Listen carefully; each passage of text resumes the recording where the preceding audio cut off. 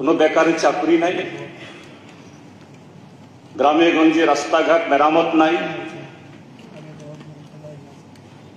ওই জল জীবন মিশনের নামে পাইপ দেওয়া হয়েছে, জল নাই, অনিয়মিত কর্মচারীর নিয়মিত হওয়ার কোনো সম্ভাবনা নাই। কালকে পরশুদিন বলেই দিয়েছেন দূরস্থ।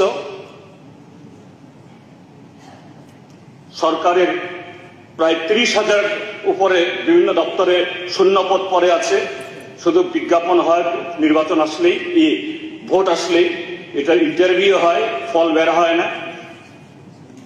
এসটিজিটি ট্যাক্স, কর্মচারীরা ডিএ পায় না, এগুলো কিচ্ছু না করেও কিচ্ছু করেনি স্যার। তাহলে কি বলবো স্যার, এই সরকারকে বিকাশশীল সরকার বলবো, গতিশীল সরকার বলবো, না ওই যে অধোগতিতে যাওয়া, পেছন দিকে যাওয়া সরকার বলবো, না এই সরকারকে পদার্থ সরকার বলবো, না তার আগে লাগাবো? এমপ্লয়মেন্ট এই বাজেটে কিচ্ছু নেই। আমাদের বেকার যুবকরা তো এরাও তো আশা করে থাকে বাজেটে কি লেখা হয়েছে আমাদের জন্য। কিছু স্কিল ডেভেলপমেন্ট এটা সেটা বললেও তো আর পেট ভরবে না। আমাদের ঘরের ছেলেদেরও পেট ভরবে না, আপনাদের ঘরের ছেলে মেয়েদের পেট ভরবে না।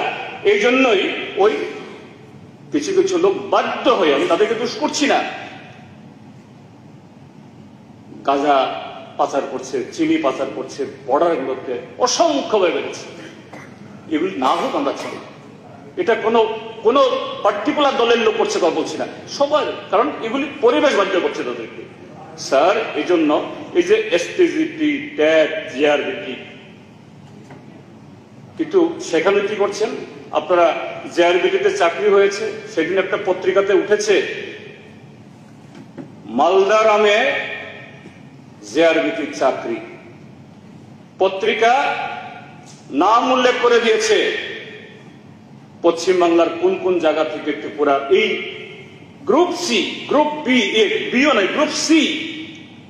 অথচ স্যার আজকে আমি উত্তর পেয়েছি আমার ইয়েতে, আনএমপ্লয়মেন্ট সিনারিও ত্রিপুরা রাজ্যের মধ্যে, এই রাজ্যে up to 9 pass 48,999 job seekers, 10th 74,287, 11 1,503, 12 pass 83,084, diploma after 10th 3,125, diploma graduate 66,932, postgraduate 16,526, PhD 218, এরকম 3,29,000 as on 31st January 2004 they are job seekers.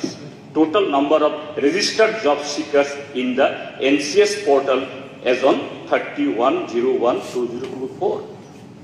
আর এদেরকে বঞ্চিত করে মালদায়, নদিয়াতে, বিহারে, আসামে শুধু এগ্রিকালচার ডিপার্টমেন্টের তথ্য সে পত্রিকা লিখেছে। আমি ভেবেছিলাম মাননীয় কৃষিমন্ত্রী তার চ্যালেঞ্জ করবেন, না এরকম হয়নি, খুশি হতাম, কিন্তু আসলে